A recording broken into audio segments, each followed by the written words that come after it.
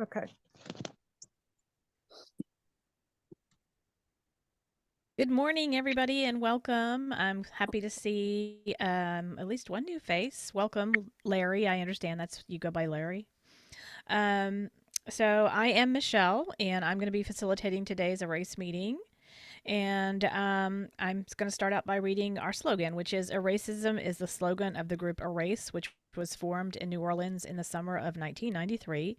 We seek ways through person to person communication to show that we are committed to treating all human beings with love, respect, empathy, compassion, and humility. Please join us, which you have. Thank you. Um, Erace is an organization that does not espouse any political party, and we have no religious affiliation. We believe in acceptance of all people, and no personal attacks of any kind will be tolerated. We come with the intention to listen, learn, and not to argue. Next, I'm going to read our land acknowledgement, which is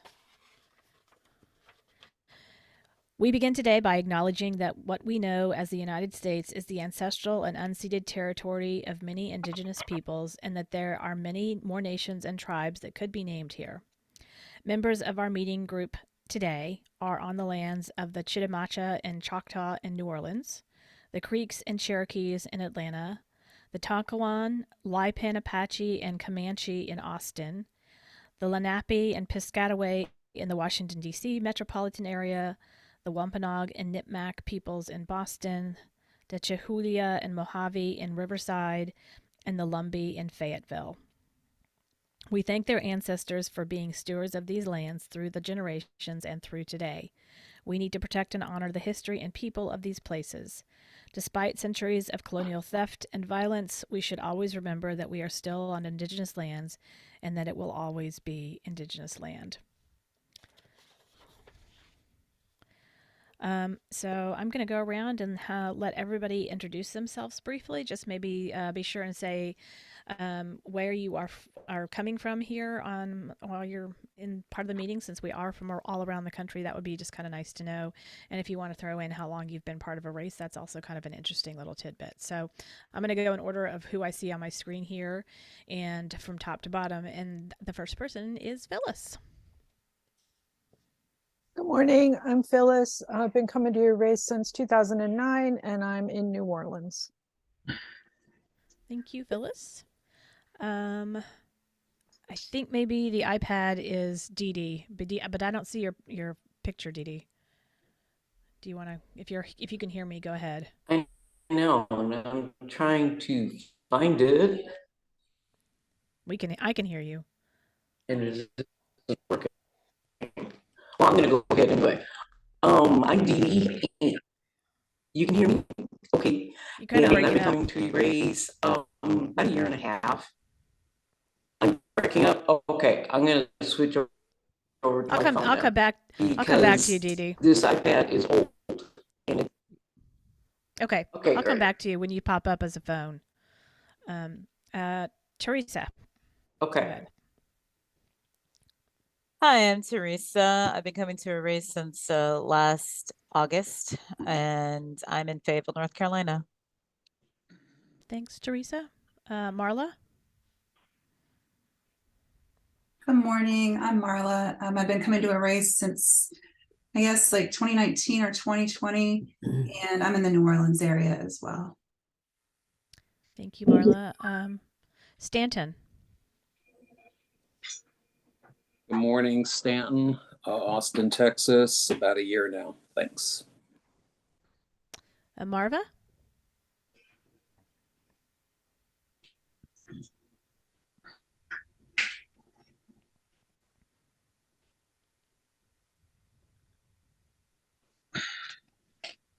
Good morning. My name is Marva.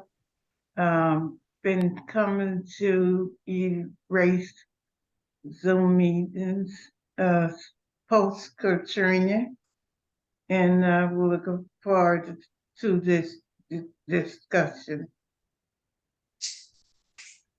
Thank you, Marva. Bill. Sorry, I caught you mid bite there. I'm Bill, and I'm finishing my breakfast. I'm in New Orleans, and I've been coming to Erace for about 5 or 6 years. My wife Cindy is at the art market selling books for the library. And her friend Becky hasn't been attending because she's trying to sell her house, which is a frantic operation. So I look forward to this conversation. Thanks, Bill. Larry, Reverend Larry. Good morning, I'm Larry, and I started attending Erace around 1995. I'm from New Orleans, and good to be here this morning. Thank you. And my screen just jumped. Okay, so now it's Nora. Morning, everybody. I'm here in Austin and I've been attending for about a year. Nice to be here. Thanks, Nora. Nancy? Good morning. I'm Nancy. I'm located in New Orleans and I've been attending since June of 2007. Thanks, Nancy. Let's see. The new Larry or Lawrence. Hi, I'm from Texas, North Central Texas. This is my first meeting. Great. Welcome. Pedro.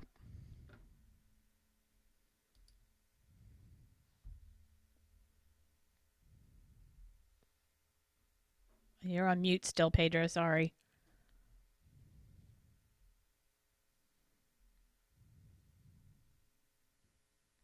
I'm sorry, can you hear me now?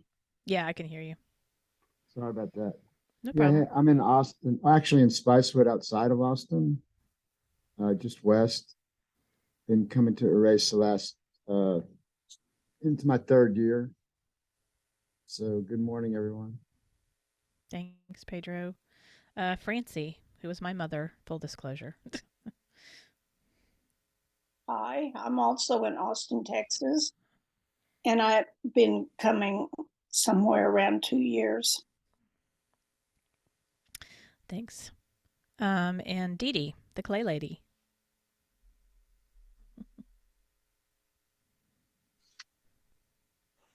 I'm Dee Dee, and I've been coming to Erace off and on, pretty much mostly on, for a couple of years. Normally, I live in Riverside County in California, but I'm on my phone because I'm in Las Vegas, Nevada today.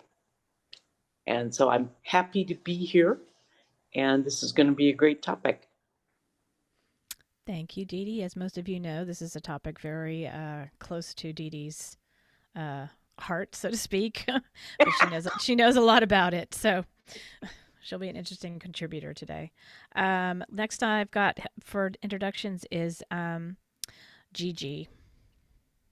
My name is Greer, and I've been attending Erace since 2007, 2008, and I enjoy listening to everybody's opinion and getting something to think about during the week.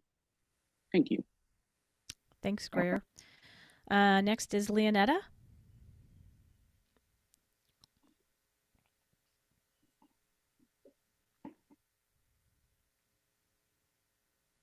Oh, Leonetta, I think you muted yourself again. I thought you had unmuted for a second there, but it's muted again.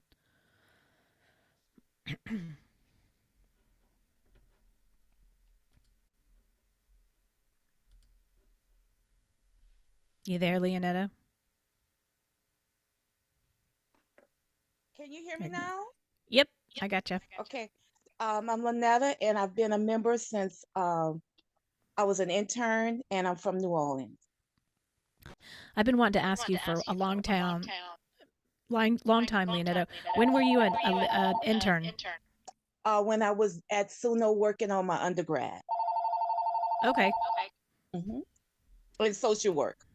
In social work, okay. I'm getting the feedback. Okay, next we have Amal.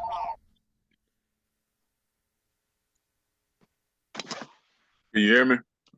Yep. Yeah, I'm Amal. Been coming to Erace meeting since 1997.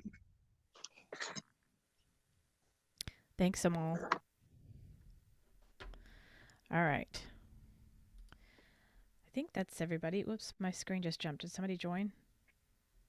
No, okay. Let's see. I'm going to now we introduced ourselves, I'm going to explain all the format for the meeting. And so basically everybody is asked to keep themselves on mute except when they are speaking or asked, are putting in a comment. So in which case you can definitely unmute, of course.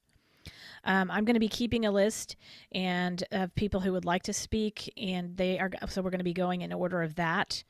And in order to be put on the list, you basically just raise your finger and try and get it in focus of your camera and kind of try and wave it around a little bit so that I can see it. And I will, if somebody's speaking, if you're doing that when somebody else is speaking, I just try and kind of, in a very low voice without interrupting, just say your name so that I can acknowledge that I've seen your finger and put your name on the list.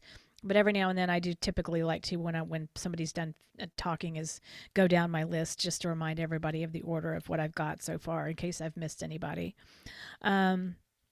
You'll have 2 minutes to speak, and that is timed, and I have a timer. Hopefully everybody's going to be able to hear today, so that when the timer goes off, that means you should pretty much wrap up your thought as quickly as possible.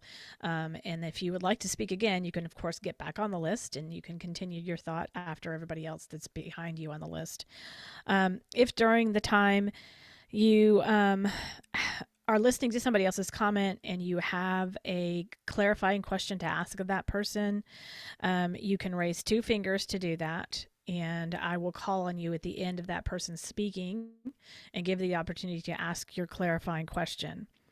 And that is basically, we have 2 of those. 2 people can raise a clarifying question for each person that's spoken, and that's it. So beyond that, you're just going to have to get on the list maybe and put that as part of your commentary or ask your question or whatever, but usually 2 is enough. And so just to explain, a clarifying question is not an opportunity to give your opinion about something, a subject or something that one of the speaker has brought up during their turn of speaking. It's to ask something as far as like a word or a term you may not understand that the person used. For example, can you clarify what you meant by saying, occlusion, whatever the word may be. The questions are not to further the opinion of the speaker asking the question, just again, and do not require, please try and keep your question as brief as possible. Like, please do not go off on a long diatribe monologue on something before you wrap it up into a question that they're asking of the person.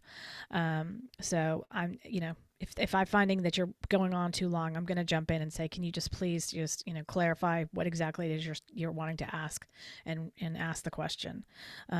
So we're just trying to keep people to times and keep the meeting to a certain length of time without going off the rails here because of things people want to maybe say. Just get on the list if you want to say something about something that you has triggered in your mind when you're listening to the speaker of the person at the time. And please don't interrupt the speaker, and no side comments to other people during the time when somebody's speaking. No personal attacks, of course, no name calling. We are, again, here to listen, learn, and not to argue. It's just an opportunity. If you want to express your opinion, that's great, but get on the list, put up your finger, and get on the list to do that. So, and I guess at this point, I get to go on about why I brought the topic. I must say, full disclosure, this topic was brought to me by Nora Redfern, one of our group members here. She was the one who posted this to me because I was saying to her I was blocked this time. Like, I cannot find something to bring to the race meeting this time as a facilitator. I don't know what to. I was like just going around in circles. I was like, I just couldn't come up with something. And she finally sent me this video and say, hey, how about this? I think it was mentioned, I was not here last week for the meeting, and it was mentioned that Dee Dee had said something, I'm sure that's triggered Nora wanting to go and do the research herself to find the video that she found, and then, of course, forwarded to me afterwards. And so, again, I just will keep an eye out for the people who would like to bring up, would like to talk. So I think that's it that I've got to announce. To miss anything? Anybody who's facilitated? Did I miss any of the other rules? Bill? You're on mute. When you said you were blocked, Does that mean you couldn't get access to the internet? No, I was mentally blocked. I was just having mental block, Okay. like just Thanks trying for to the find something. clarification. No, I was having a hard time. I've had a lot going on the last couple of weeks, so I just was like, I can't figure. I just couldn't come up with something definitive that I wanted to bring up here that I thought sounded good.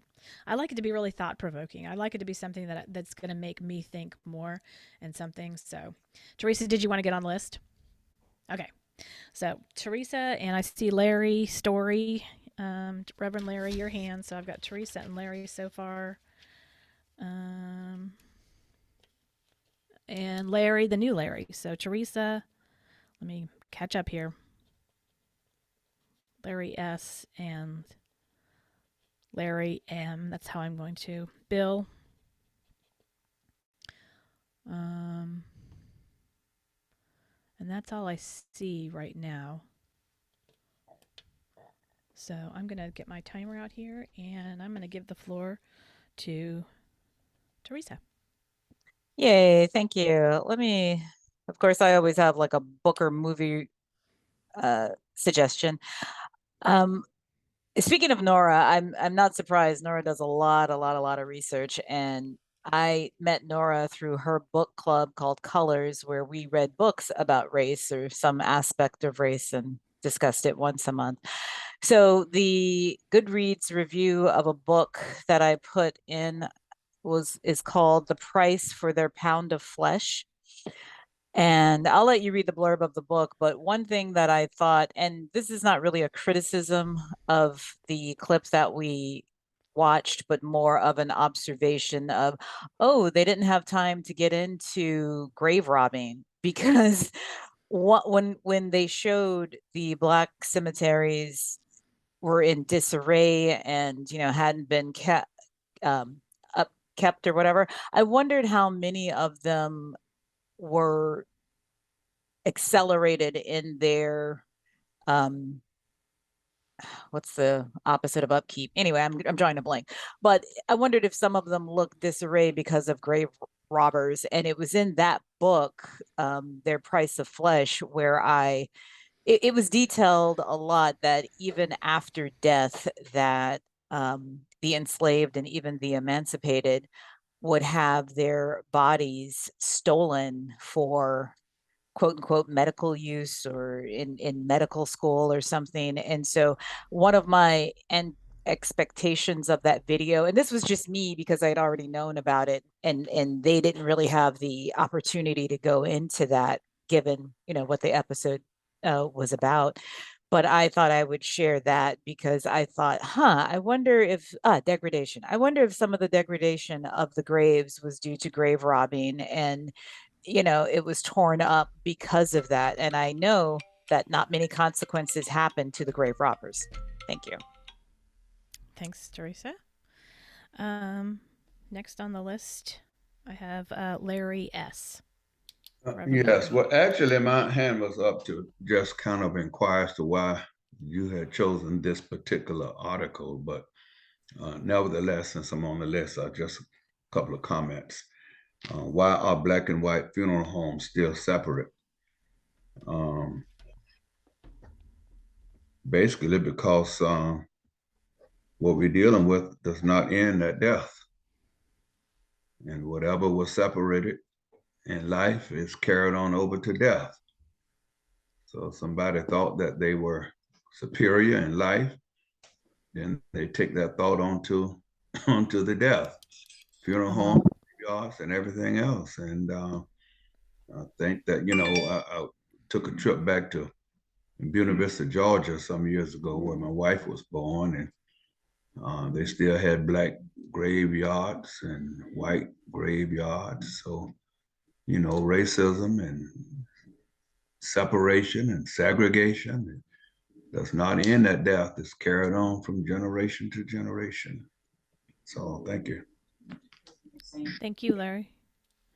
Larry M. Got you next. And I do have them all, I think. Yeah, okay, on the list. I found the subject interesting. The separation of Black, white funeral homes. And the thought I was speaking with Teresa about is I live in an area of Texas where the racism has been prevalent up until current, really, but more so in other eras, maybe. But we have a cemetery here that in 1922, the city council elected to exhume the black bodies, create a separate cemetery called Mount Olive. And I've been out there several times, and I've personally known many of the people buried there, but I just find it appalling that there was a time period where the city council here would vote to exhume those bodies to create a separate cemetery. And that's about all I have to say, really. But I do find the subject interesting that I hadn't really thought about the funeral home thing because my town is small and there's not a separate funeral home, but there is a separate cemetery. It looks like Bill has a clarifying question.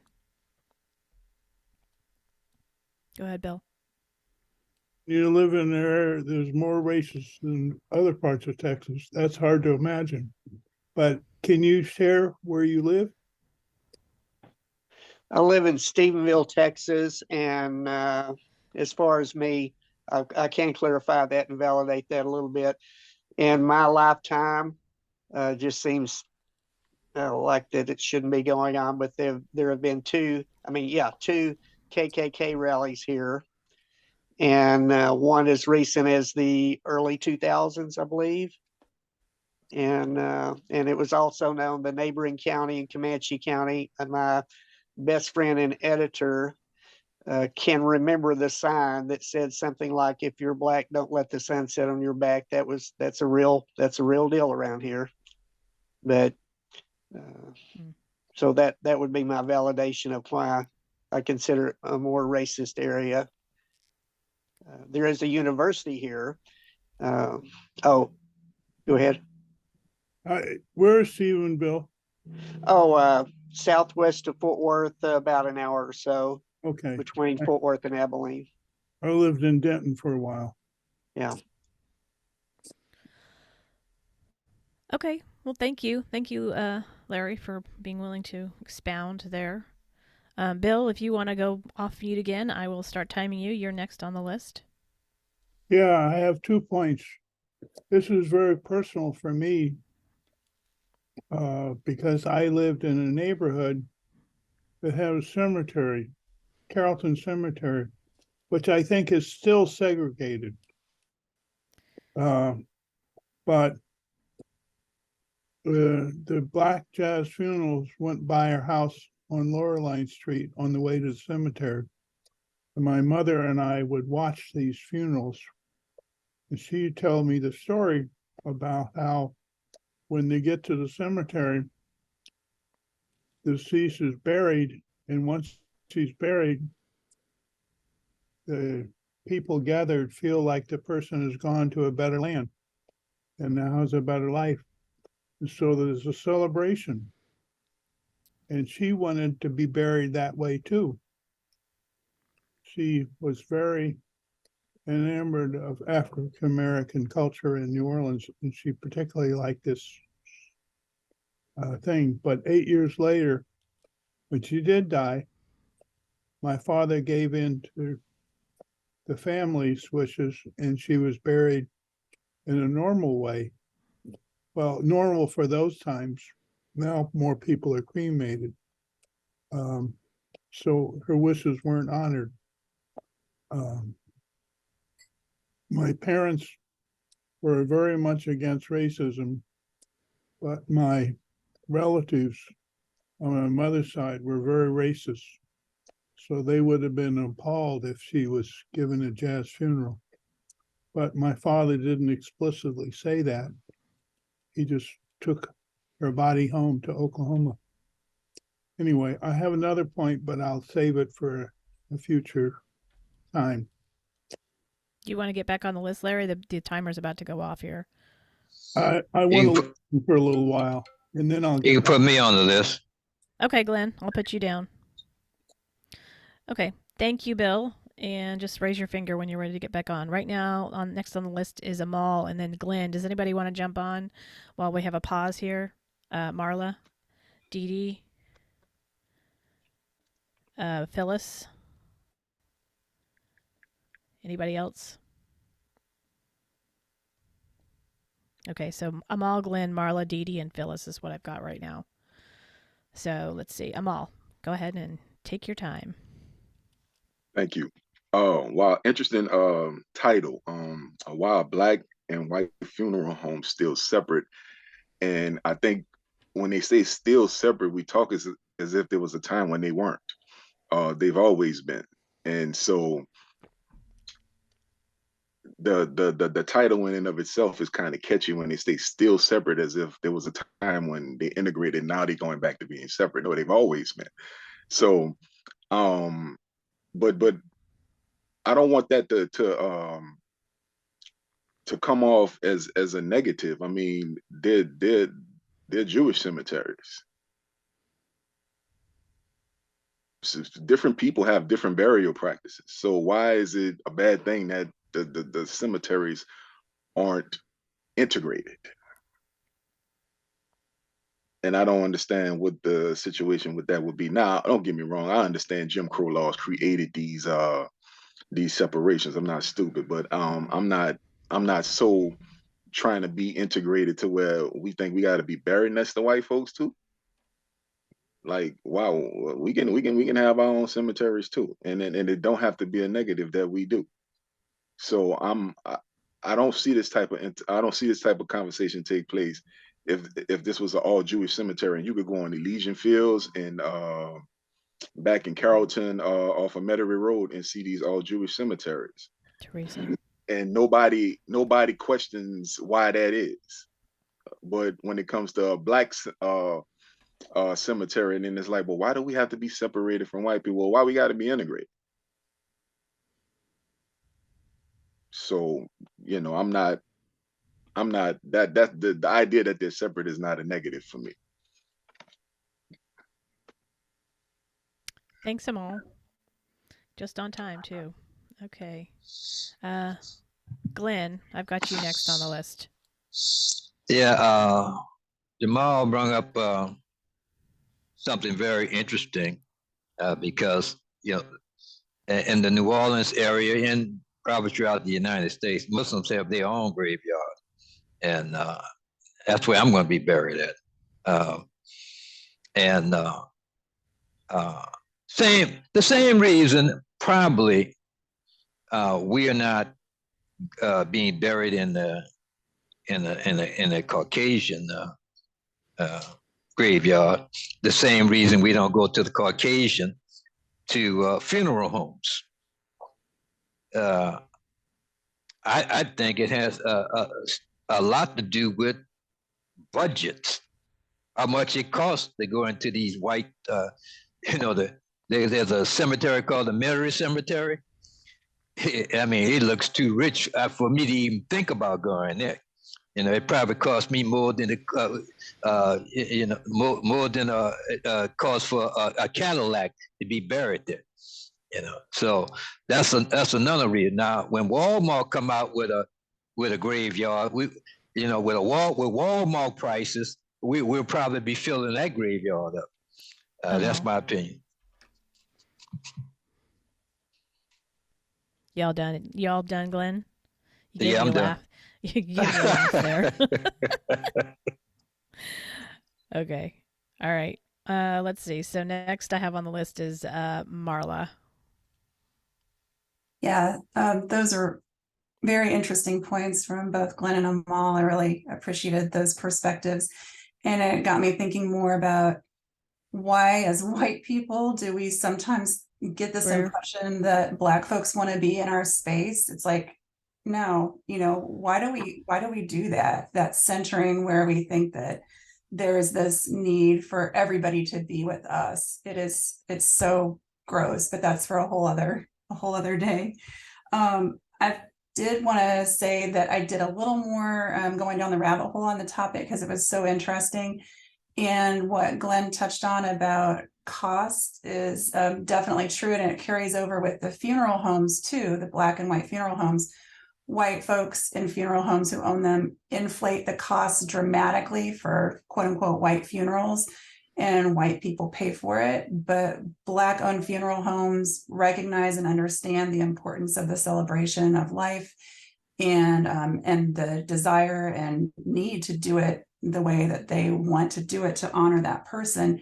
And they lower the prices and make it accessible for the Black community, for folks who may, some people who may not otherwise be able to afford. So it just got me thinking, even like white folks who can't afford to be buried appropriately or prefer cremation anyway, how capitalism and all of this plays a dramatic and tremendous role.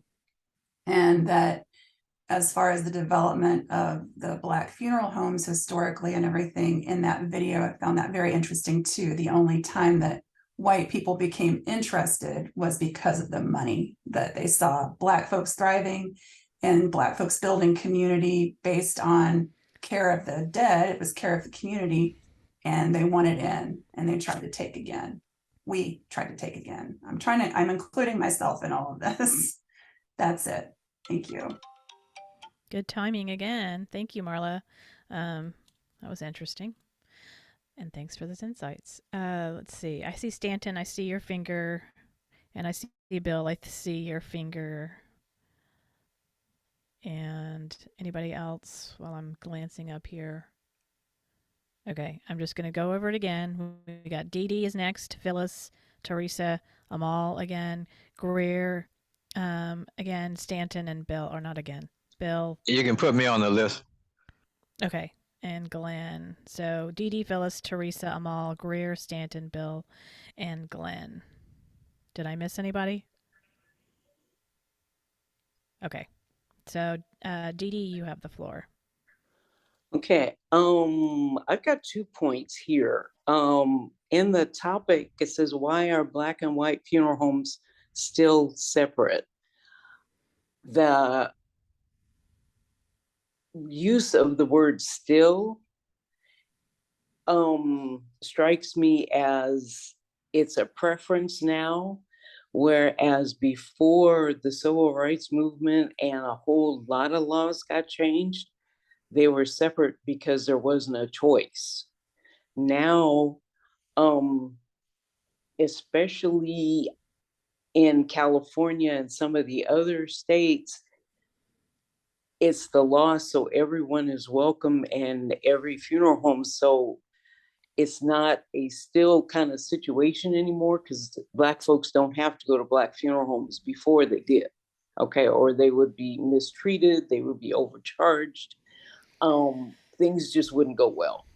And the other thing I was bringing up, I had forgotten until I watched the video about the segregated cemeteries. And some cemeteries were segregated. That's illegal now, but disinterring people to unsegregate them is a massive amount of money. And so they just leave it be. What they've done, though, is on cemetery contracts, you will not see, I ran into one of them a few years ago, old contract, where it said that no Negroes were allowed to be buried in the cemetery, and no Caucasian person could purchase the cemetery lot and inter a Negro in that cemetery space. And after the laws were changed, we had to go through the vaults in the cemetery and pull all of the contracts that had any kind of a racial clause in them. And so, because that stuff is gone. I was working at Forest Lawn, which is a very, very large cemetery. And I'll get back on the list for the story. Okay, thanks, Dee Dee. Okay, thanks. I will put you back on the list. Next we have Phyllis. Well, what Dee Dee just described sounds like grave redlining. white people had to sign contracts saying they wouldn't sell their houses to Black people in certain neighborhoods. So there's something we never heard about before. I think the still in the headline is I didn't take it as a negative after I watched the video. Because at first I thought, yeah, why are we still segregated? But after watching the video, there are some cases in which it makes sense in terms of cultural practices and the understanding of certain businesses, white versus Black owned funeral homes, to provide the kind of ceremony that people want. I think that's important. And the problem with the separate graveyards is really one of being maintained and kept so that people can find the graves and visit the graves of the people that they've lost. And I also think the business part of it for the people who started Black funeral homes back in the day, they said it added a lot to the Black community. And even when the white people wanted the money, like Marla said, they still wanted to do those funerals out of the back door. They still didn't want to make it equal. So the problem with separate is it's never equal. But hopefully we can get beyond that so that if people want to be specifically buried in a Black cemetery, they can. And I think part of the difference is and Stanton might address this, but the concept of a Jewish cemetery, it's not that somebody has deemed that they have to be segregated.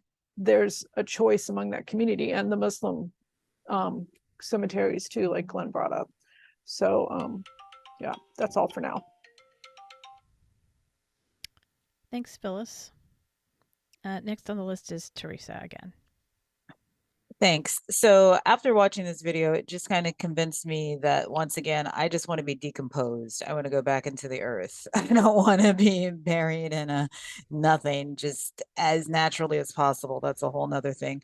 But if I did want to go, if I did want to be funeralized, I would definitely want somebody who knew how to do my hair and match my skin tone. I would not want to look like, honestly, and I know this is going to sound racist, I don't want to look like some white person did my hair and my makeup, someone who had, oh, but I have a Black friend who's articulate doing my hair and makeup in death. I don't look like that when I was alive. I don't want to look unlike myself when when I'm dead. And so that is, I would say, a positive reason why, if you don't know how to do Black hair. And I remember taking I've taken different type of film classes, and this was a makeup, but not just a makeup. It was like costume makeup class. And the teacher had all these, can I say, fair tone, when you could just look at the base makeup, and I was just like laughing to myself. I was like, oh, look at that, different shades of white. I guess it's good that I'm not that dark skinned myself, because I did find a shade that matched my skin tone. But had I been darker, none of that would have worked for me to like match as a base and then build upon like layers. So that was another thing that I had never thought of. And my last point is on this past MLK Day, I attended the homegoing of one of my uncles. He was 93. He died peacefully in his sleep. That's the way I wish for myself to go. And just the video talking about how somber and whatever, like the typical white funeral is, I felt like this was a family reunion, like an unofficial family reunion. Thanks, Teresa. You didn't have to stop. You could have kept on for a few seconds, but I did notice that Pedro has a clarifying question for you. Okay. Go ahead, Pedro.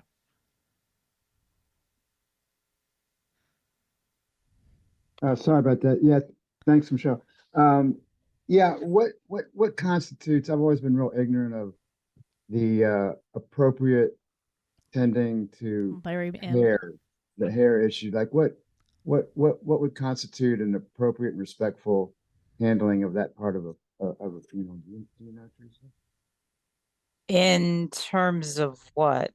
Like, and Just, well, if there's a concern that a white funeral home owner, you know, will likely not know how to handle or take care of that, as well as yes, I think I understand now. We have different hair texture, and I just want to a brief story. So I'm the youngest of three daughters, and I was born in Japan. My father was in the military, and my mother had done my older sister's hair, and the caregiver was Japanese, and she washed my sister's hair. So when my sisters were brought to the hospital to see me, my mother looked at their hair and she was just horrified, because the Japanese caregiver was just thinking, oh, I'll wash these little girls' hair. And my mother was just like, don't ever touch my daughter's hair again.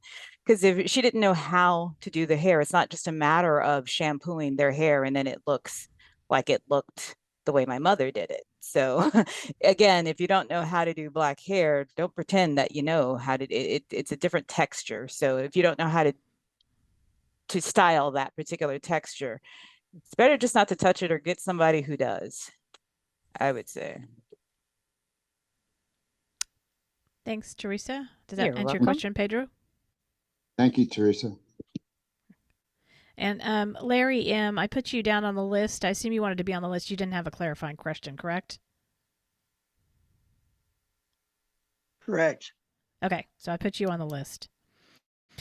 So let's see. Next we have Amal. Yeah. So I wanted to look at this from a perspective of culture and understand that different peoples of different cultures have different burial practices. And that's not a negative. It's just that people have different burial practices.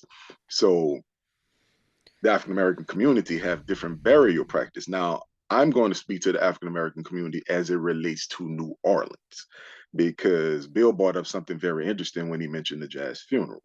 You're not going to find that in any African American culture outside of New Orleans. They don't do jazz funerals outside of New Orleans for African American culture. So that is a cultural practice that we have that is different from other people. And so and anybody who's from New Orleans that's been to a jazz funeral understand everything that goes along with that. The meeting won't allow me to go into the historical stuff right now, but anybody who's from New Orleans know what I'm talking about. So being that we have that different cultural practice, you're not going to see white people burying their dead like that. In New Orleans, sometimes you will. Sometimes I've seen white jazz funerals, but that's not historical to white people. That is historical to black people. But being that it's in New Orleans, I've seen white people adopt it. So there's nothing wrong with these different cultural practices. And as it relates, it's nothing wrong with where you bury your dead that might be separate from somebody else. So these are cultural practices. Now, once again, I understand that Jim Crow laws may have created the segregation of it, but would that have happened even without Jim Crow laws, considering people have different burial practice? Probably. Probably. So the video went into some very interesting things from a historical perspective. And so those the funniest thing in the whole video to me was the cemetery with the pets. That was the funniest thing I had ever heard in my life. And I'm going to make it my business to find that cemetery just because that lady asked somebody to do it. Thanks, Amal. Yeah, that was pretty wild, I was to say. I was like, what? Okay. Let's see. Anybody else want to get on the list while we got to pause? Okay. So next on the list, I've got Greer.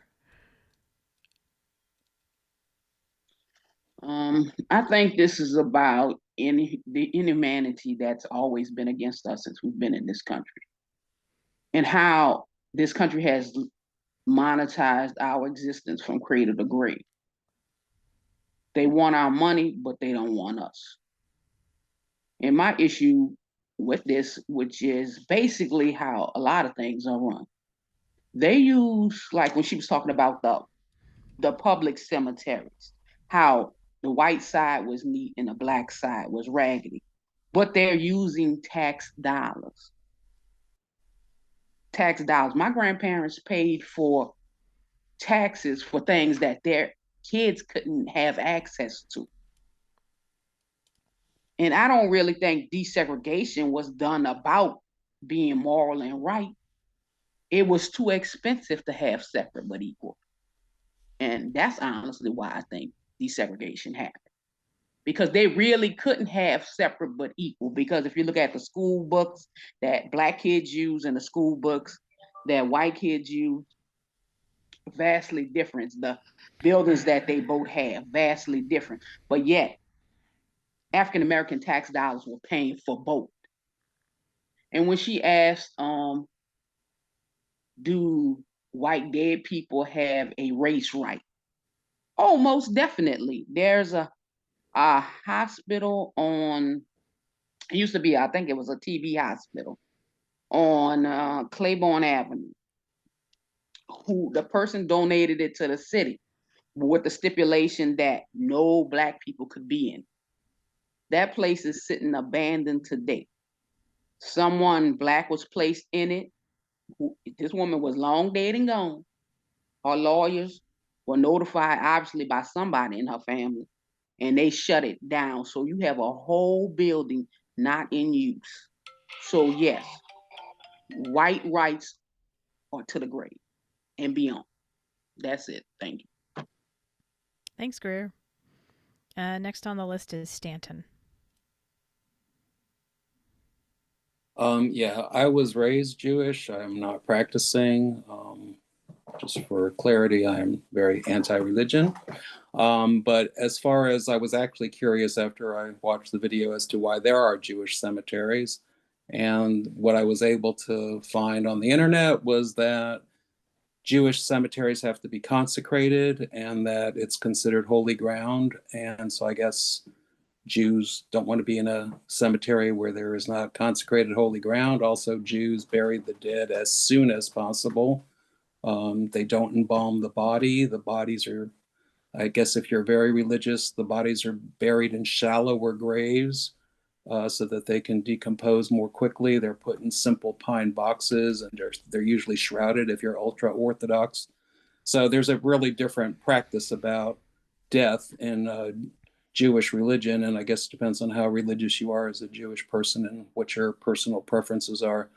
As a side note, I watched a documentary yesterday, BBC documentary on the Holocaust, and yesterday was Holocaust Remembrance Day, and it dealt with these people who are trying to find mass graves in Europe where tens of thousands of people were shot and buried in mass graves during the Holocaust.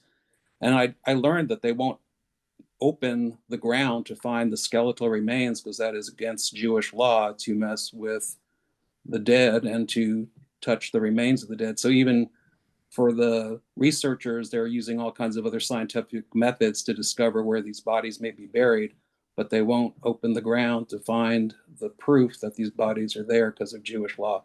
Found that pretty interesting. I think Teresa had a clarifying question for me.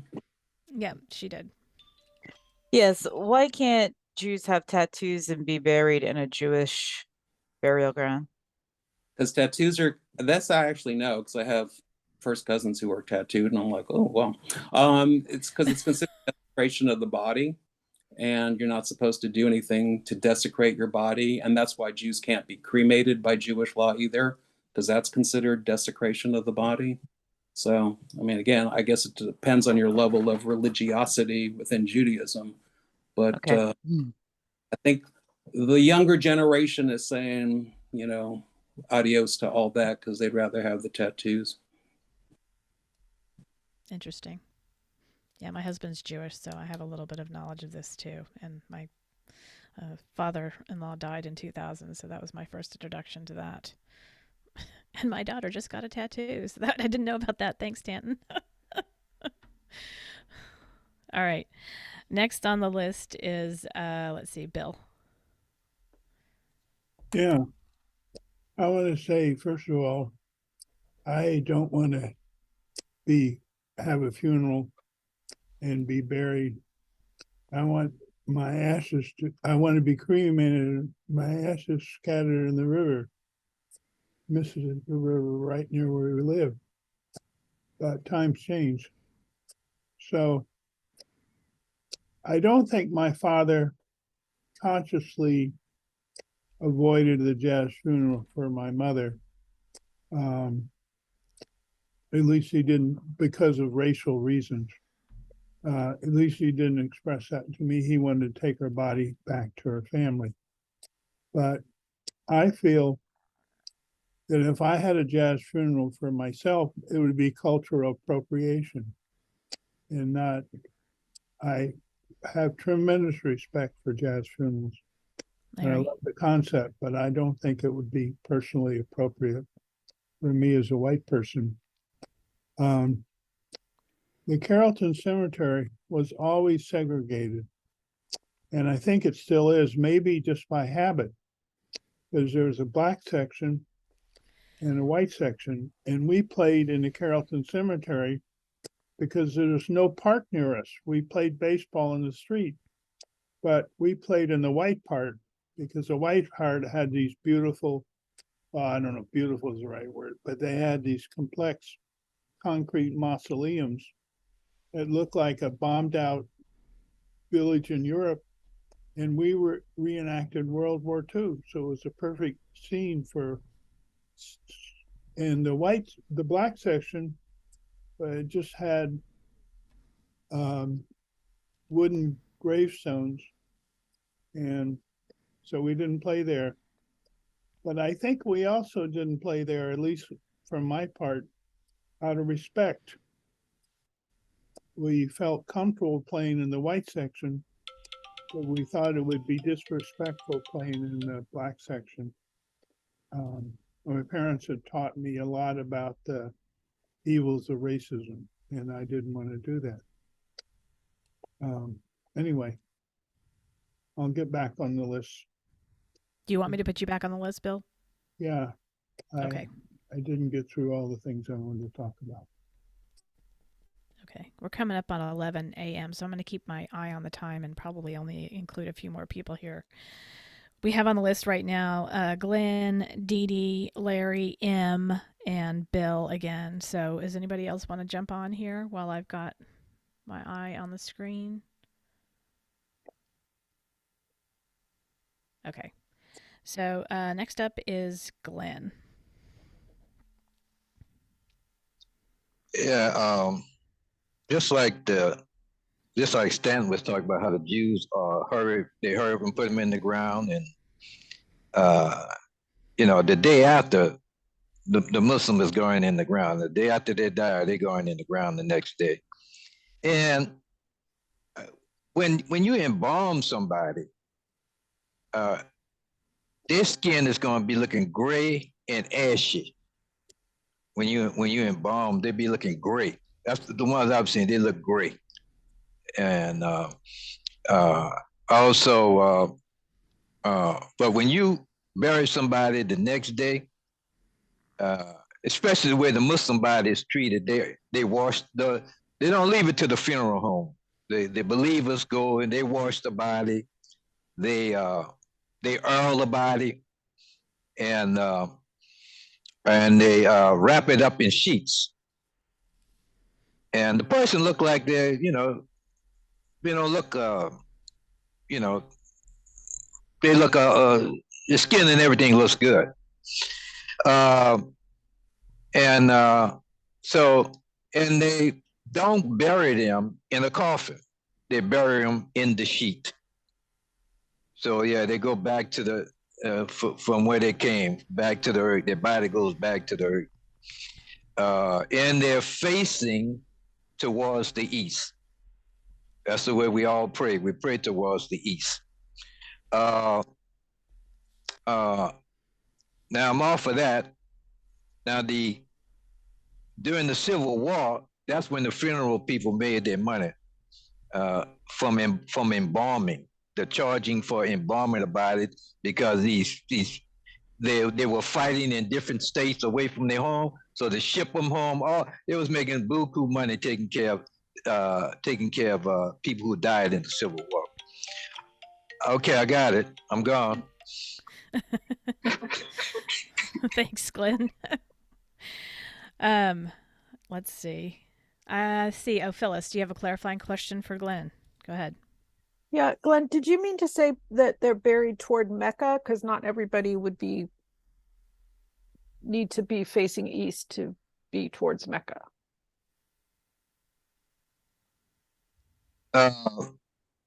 Well, from the United States, it's towards the east.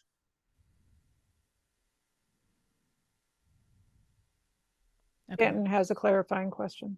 Sorry, Stan, I was writing down a comment here. But not so much clarifying, but an additional, Jews are also buried facing east towards Jerusalem. So it is common. A lot of similarities between Jewish and Islamic burial procedures. There's also special people who wash the body of the Jewish deceased as well. They're more similar than certainly anything between Islam and Christianity or Judaism and Christianity. Thanks, Stanton. Okay. Let's see. Anybody else? It's now 11:01 on my computer. We've got 3 more people. Does anybody want to jump on? Otherwise, I think I may just wrap it up there.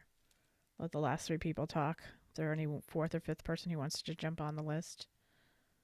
I may end it with Bill. Okay. So let's see next. So the last 3 are Dee Dee, Larry, M, and Bill. So go ahead, Dee Dee. Okay. When the laws were changed and cemeteries were open and welcoming to alternative cultures that they had previously turned away, in the LA area, the Korean and the Chinese communities both went to Forest Lawn, which is a very, very large cemetery, pooled all of their monies together and bought like hillsides of grave locations that was to be used for their community. And this was a breakthrough. We wanted the Korean folks and the Chinese folks to be comfortable. They asked what we could do to provide for their religious beliefs, and they asked for tables for the inserts for the incense to be burned during the viewing and stuff, but that wasn't the biggest issue. The Chinese people believe that they have a casket that we have to take the lid off and we put it in a funeral coach that is solid glass. And we had to special order that. But Forest Lawn did it because they wanted to have the Chinese community welcome there. As an embalmer, I learned how to dress the Koreans in all of the layers that they wear to get dressed in. And so then when I left Forest Lawn and came out here, I was a step ahead because I already knew how to take care of a Korean family and a Chinese family as well. And so there's been a lot of growth. It's been challenging. Some of the funeral homes, they're considered white funeral homes, but they do shell out big bucks to make other cultures feel comfortable with their traditions as well. Thanks, Dee Dee. And next we have Larry M. Yeah, I'd like to go back to that subject brought up several times, segregation and integration on this subject. The difference in desired segregation or desired integration versus forced.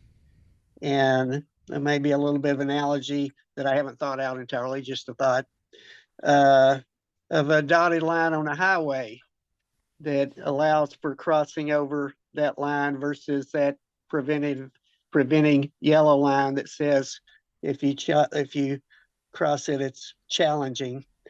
I'm still thinking on that subject, but wrote it down for discussion. Another on the somber funerals of white funerals, yeah. So when in charge of my mother's funeral, elected to have 6 songs sung because she loved music. And that was her funeral, one of which I played my Native American flute to the song of Amazing Grace. And another comment that was made about rivers and ashes. My Native American name is Uwea, which means river. And I hope that my ashes could possibly be distributed in a river to rejoin that circle of life. Okay, that's it. Thanks, Larry. And last but not least, on my list here is Bill. Yeah, I am continually struck by the similarities between Jews and Muslims. In some ways, they're more alike than Christians in either case, but it shouldn't be a surprise because of the common origins. And I have great respect for both religions. I've been to a Jewish funeral because I was married to 2 Jewish wives. And one of the things I like a lot is the practice of everyone in the family, and I was included at the time, takes a shovel full of dirt and throws it on the casket. And that was a great participation. I really approved of that. Also, I want to say, I watched in silence when the white funeral director played my father and squeezed out all his money he could. He kept upgrading things, and my father was bereaved, and he would just go along with it. I didn't say anything, but I was struck by that.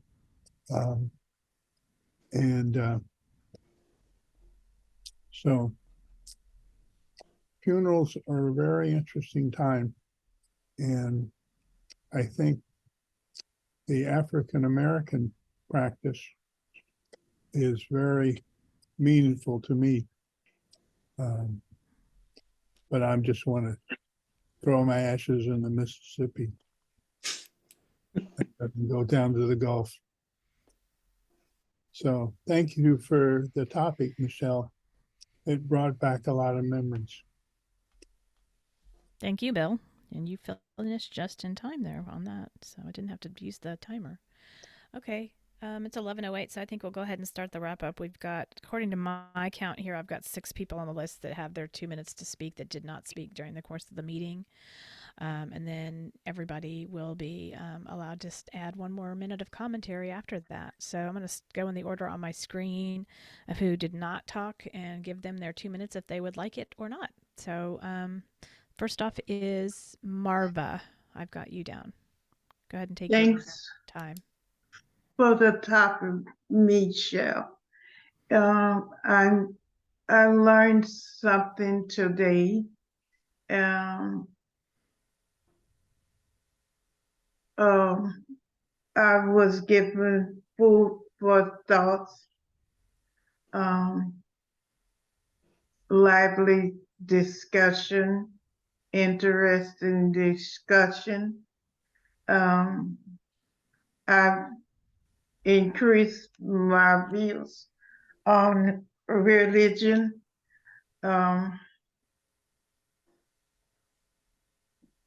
Racist practices. And thank you for the lively discussion. Thank you, Marva. Glad you could join us. Next on my list is Nora. Oh, you know how much this excites me to talk. So I grew up in pretty much white middle to upper middle class neighborhood in California, and ended up in religious, racist East Texas. I grew up non-religious. None of my family members have ever had a funeral. We've had memorial services that were just really like in our own homes type thing. I think everybody's been cremated. So just one of the curiosities is when I moved to East Texas, and it was like moving to a foreign land for me. It was, oh my gosh, so much I didn't know. And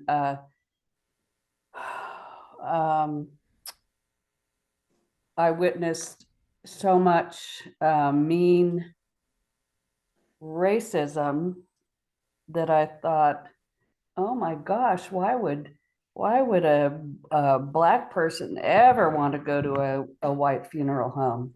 You know, what what would they do to the body with such, you know, disrespect that I saw in their alive time. But yeah, it was just a horrifying thought. And I liked Amal's point about emphasizing the word still. Why is it still segregated? And yeah, still, and why not ongoing, to honor the different cultural practices, and for what I was saying, the sake of just maybe the more security and knowing that your body wasn't going to be mutilated or disrespected after your death. Yeah. Thank you, everybody, for all your insights and comments. Thank you, Nora. Thanks again for bringing the topic to me. I appreciate you like sharing that so that I could have the topic to bring to the group here. So thanks again to Nora for that. Next on the list is Nancy.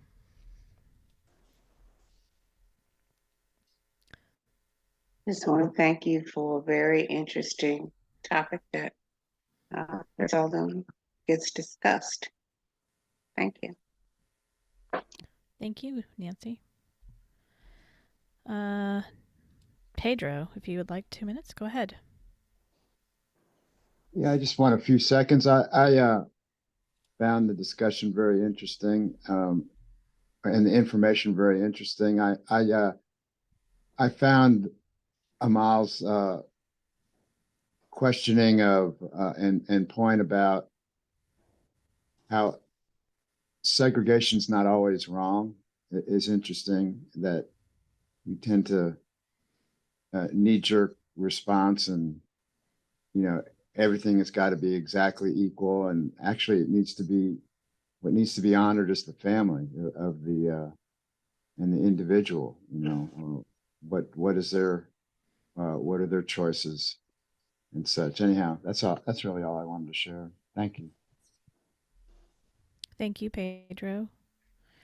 And then Francie, if you'd like to have 2 minutes, go ahead.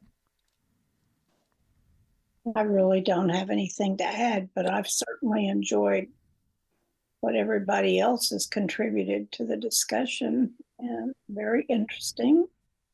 Thank you, Nora. Thank you, Michelle. Thank you. And I was gonna let Leonetta talk, but it looks like she has dropped off. I don't see her any longer. Is anybody else? Yeah, I'm seeing Phyllis, since she's kind of the owner of this Zoom. So I guess she's no longer here, unfortunately. I guess she had to go. So she was the last on the list. I think everybody else had time to speak. So now we can go around, and if you'd like an additional minute to wrap up your thoughts on this conversation, I'm going to again go in the order I see people on my screen here, and start off with Greer. You can have another minute. Go ahead.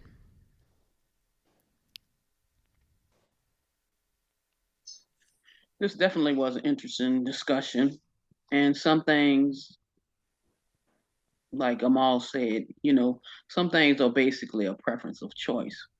But when choice is denied based on race, then basically racism is to the green. Thanks for this topic. I really enjoyed it. Thank you, Greer, for being here today. Next is Teresa. Teresa, you're next on my screen. Thanks. I love the sharing of traditions of how we all view burials and our own personal choices. So I thought this was a really good topic. So thank you, Michelle and Nora, for bringing this to us. Thank you. Marla. Yep, I don't have anything else to add except I'm team cremation, and I hope that people who've loved me scatter me in all the places that I have loved being. That would include various restaurant establishment and breweries in the outdoor environs, of course. Anyway, thanks all. This is a great topic. Much appreciated. Thanks, Marla. Appreciate your comments. Stanton. Well, I guess if I went to a restaurant in New Orleans and the table was dusty, I might worry that it was Marla. But good conversation, and I appreciate the fact that everybody can bring their cultural perspectives to the fore. Thanks. Thank you, Stanton. Bill, go ahead. Yeah, I focus a lot on my personal issues, but it also was another demonstration of the absurdity of racism. As Maul said, the fact that pet cemeteries are segregated, that's so ridiculous. But it's consistent with white supremacist views. So we find racism everywhere, including where you and your pets are buried. So thanks for the great discussion and article. Oh, thank you, Bill. Thanks for all your commentary. Next is Reverend Larry. No, in Christianity, we believe that at the time of death, the soul spirit returns to God who gave it, and the body returns to the dust of the earth from whence it came. There's no purgatory. Nobody can pray you into heaven, or nobody can pray you out of hell. So where and how you are buried means nothing except that for the living. So if you died on a battlefield and your body is never recovered, it doesn't matter except that for the living. And just on another note, within the frame time work of my minute, I know it's about gone, but what happened in Memphis, Tennessee with those 5 Black policemen goes to show that what we're dealing with is evil, and evil has no color. That was an act of evil, just like the knee on George Floyd's neck. It wasn't about police training, it was about evil. Thank you so much. Thank you, Reverend Larry. And let's see. Larry M is next in my screen here. Yeah, a lot of food for thought today. Thanks for everyone. Thanks to everyone. Thank you, Larry, for joining us. I appreciate you coming today. I hope you'll join us some more in the coming weeks and months. Let's see. Dee Dee, would you like another minute? Oh, I wasn't muted. Sorry. This has been a great discussion. I've been listening, and it's amazing how much you guys really know about funeral service. And I was impressed. The one quick question I wanted to answer was Glenn, when he was talking about embalming folks and their skin is gray. All that is a reaction to the body fluid versus formaldehyde. And it will happen or it won't happen. It just depends on what was in the body when they passed. And so that's all that is. The other is that there is still bigotry in the funeral home, and probably the Mormon church is probably one of the worst ones. And I had a guy in mortuary college, and we did because we needed to do a seminar on how to prepare Black hair. And so I taught the seminar, and my mother came down and helped out. And we just took care of things in front of them so they could see how to do it. Well, the guy that knew he was going to work in a Mormon funeral home and he was going to be the manager, he said, I don't need to show up for that because I'll never have a Black family. So what does that tell you? Yeah. And so there is that line still there if people choose to draw it. but it's not the law anymore. And it's not Jim Crow or any of that. It's just now it's a choice, whereas before it wasn't a choice. So that's all I wanted to say. Thank you, Dee Dee. I'm so glad you got to be part of the conversation. I was glad to see your face this morning because you're one of our more, as far as the mechanics of all this, you certainly are the one of the more informed. So, given your background. Okay, let's see. Phyllis, you're next on my screen here. Yeah, I want to say that guy, Dee Dee, possibly wrong because there are Black Mormons. So I don't know how long ago that was, but it was a while. Too bad he missed. I think part of this segregation in death practices or burial practices or places of burial goes back to the fact that in Christianity, at least, churches are segregated. And for the most part today as well, there are a few exceptions. And I think that is what some of this stems from, because sometimes churches have their own graveyards. So if the Black church has a separate graveyard, it's going to be separate from the white church's graveyard. But I thought this was a really great topic and very unique in my time coming to Erace meetings. And I was glad to hear everybody educating about the practices they know about, especially Dee Dee. And is she gone? And Yes, I think she said she had to leave. Okay. And just that everybody was respectful of practices that they might not be familiar with. Thanks, Michelle. Thank you, Phyllis. Next is Amal. Oh yeah, great article.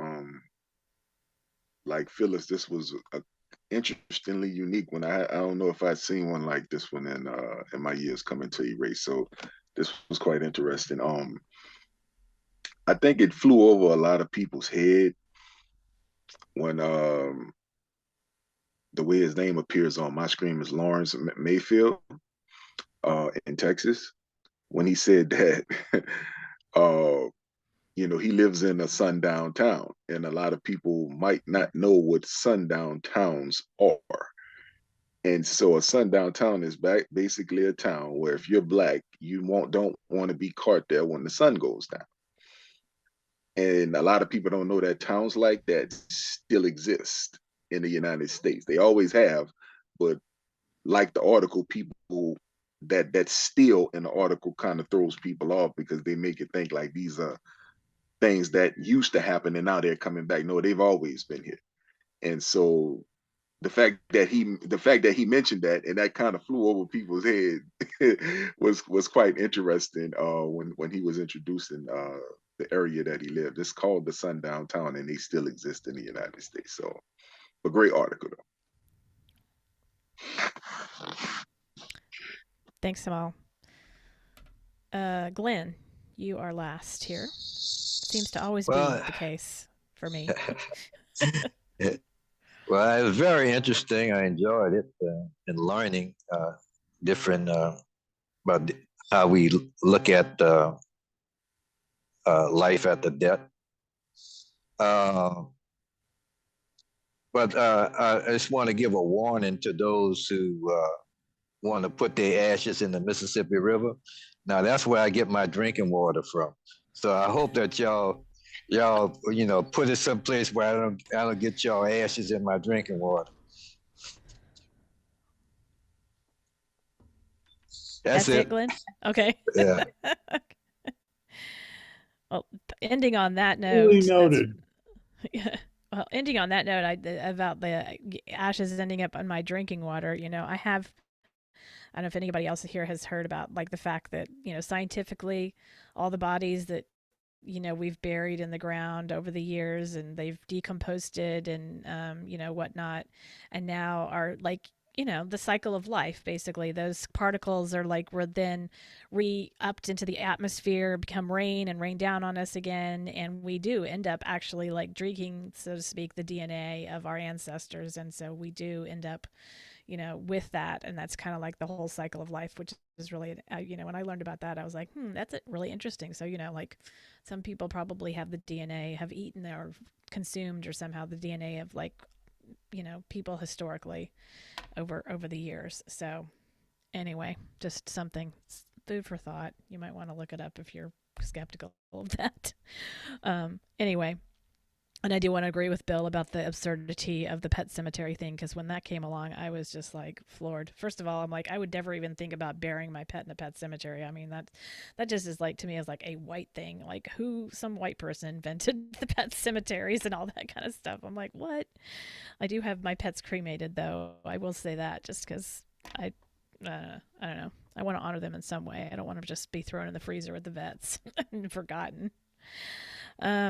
And it was interesting. I have one of my daughters lives in Los Angeles now, and she lives blocks away from the Hollywood Forever Cemetery. If anybody here is familiar with that cemetery in Los Angeles, and I had no perspective and nothing. I didn't know anything about it except the fact that when I noticed she was like, blocks away from this huge cemetery, and I was like, well, that's interesting. And she's like, and I mentioned that to her. I said, have you ever gone and walked around? I bet there's some really interesting, famous grave people that buried there. Have you ever gone and watched? She's like, oh yeah, we've gone and seen a movie down there. I was like, what? It's, in Hollywood, everything is different, obviously. So for Hollywood Forever Cemetery is aptly named. It's just a very Hollywood way to go. But they have a large, I went and looked it up, but they have a large lawn set off to the side where they do allow the public to come in and use it, and they screen movies there, and they have events there. So it's very much a very kind of party, theatrical atmosphere. So that's very unique, I think. Talking about all the cemeteries for Black people kind of having the ambiance of more of a celebration, at least with the funerals and things like that. So Hollywood has that. Maybe they took that from the other people's cultures anyway. And then also I was interested when I saw the video and after I was done, and as I was saying to a couple of people early before everybody joined the meeting this morning, that she's the woman, the white woman in the video is actually a mortician. And so she's got lots of other videos posted there because she goes over a lot of stuff. Death is such a, for certain people, death is just a very mysterious and, not talked, especially for the white culture, not a very talked about aspect of life. And so it is, there's a lot of mystery involved there. But anyway, she has a lot of videos posted there that I was curious about. And one of them that I saw that was posted, I don't think it was one of hers, but it was about a composting ground cemetery someplace here in the United States. So I thought that was interesting. And lots of people have talked about wanting to just, go back to the earth, just be buried and decompose. And I think this is a specific cemetery someplace here where people just literally get thrown on the ground and are allowed to decompose naturally the way we were supposed to be, I suppose. How animals don't have funerals and get buried, so they're out there all the time decomposing out in the open nature and in the air. So there is one for humans someplace, because I did hear about many years ago too. There's a body farm in Tennessee that's like a research cemetery, if you will, where they just allow bodies to decompose, and they have all kinds of different scenarios where they set the bodies up like in cars and I guess on different kinds of materials, just because it's a way to research how body decomposition happens and what exterior factors affect that. That was very interesting for me, and so it's a place for people who obviously are in criminality research and things like that to go, and other people are there to just study it. So that's an interesting one to look at if you're interested. The Body Farm in Tennessee. Michelle, we have one right down the road in San we Marcos. Do? I didn't know that. Texas Cool. State has that same cemetery. Has the same thing going. Yeah, I'm not surprised. I mean, once it got started, I'm sure it became something that several universities picked up on. That's the course of study within their, their book of studies that are available at the university. But yeah, and the composting and the body farm, the natural way of burying people or being buried, or as a choice for what happens to your body after you're gone. I noticed, I think it was in Ted Lasso, there was an episode where when I think the one of the main characters decided that that's, you know, she talked about that, and when she was talking to one of the other characters, like, I just want to be buried underneath the apple tree or something so that I can become an apple or something. And I just found that was kind of interesting, that that's kind of like been mainstreamed into conversation through, you know, popular culture and media about, you know, alternatives to being buried in a casket or being cremated. So anyway, those are my observations. But thank you again to Nora. Thank you, Nora, for sending me that and allowing me to share it with our group here. So that's it. Me